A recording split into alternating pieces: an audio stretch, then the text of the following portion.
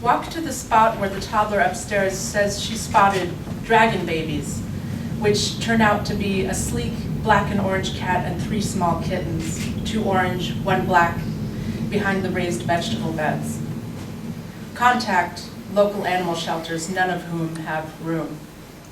Bring a can of your own cat's food, sit on the cement divider, and open it. Feel the pairs of eyes staring at you through the snap peas and peppers before you see them, and watch them disappear back into the jungle of the backyard when you make eye contact. When the kittens approach you, speak to them gently and offer them nuggets of food from your hand.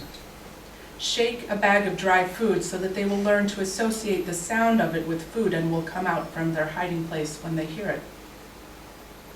When they disappear, wonder where they went. When they don't return for a week, worry. When they return in 2 weeks, but one of the kittens is missing, the friendliest one, feel responsible for whatever may have happened. Hope that he walked into the arms of a helpful stranger, but know that's unlikely. Feel an irresistible urge to save them before any more kittens disappear, before the snow that's been predicted in the 10-day forecast. Buy a cage. Set it up in the backyard with a plate of food inside, and watch in astonishment as they walk in one by one as if in answer to a formal invitation. Approach it carefully so they cannot hear you close the cage door shut.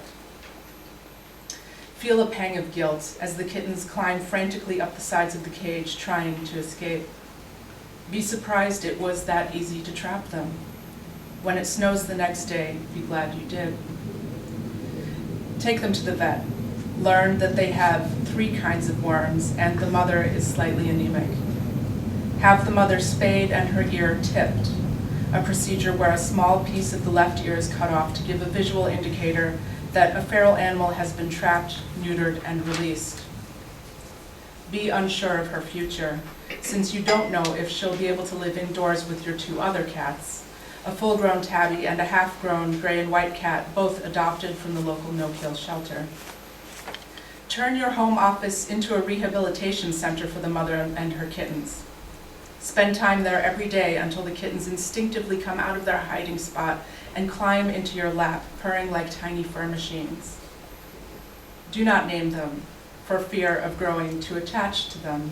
Call them simply Orange Kitty, Black Kitty, and Mama Kitty.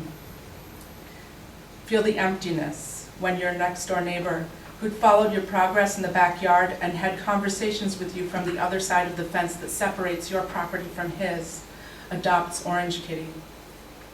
Be surprised that, although you are childless, it feels like losing a child.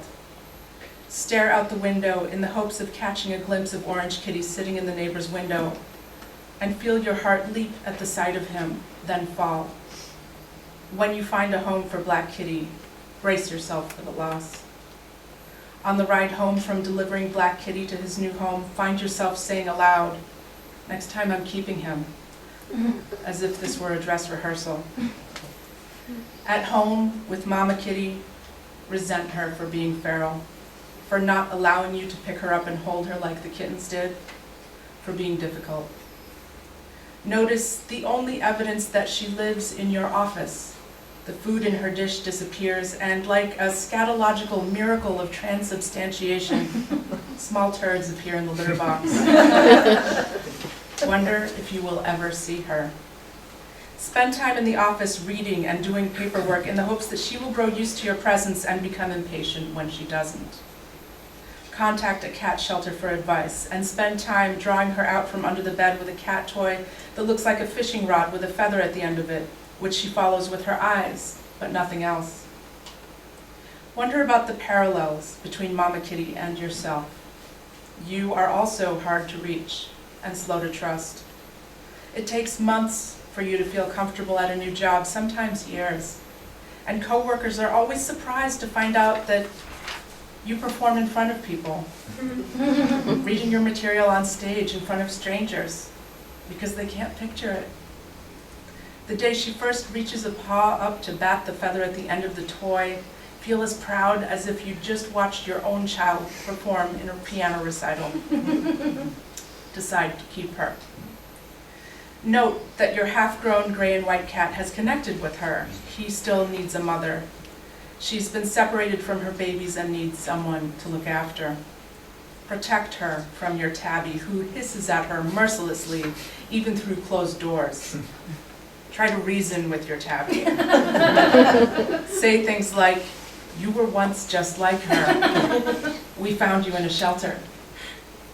Note the first time she lets you pet her, the first time you hear her purr, the first time she's brave enough to cross the threshold of your office into the kitchen, the first time she dares to peer out the kitchen window.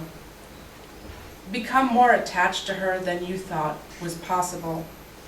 Worry about her when you are at work, and look forward to seeing her when you come home. Come to understand that she represents your secret self, the one you leave at home when you enter the world, the one nobody else ever sees, the one that, if released back into the wild, would never return.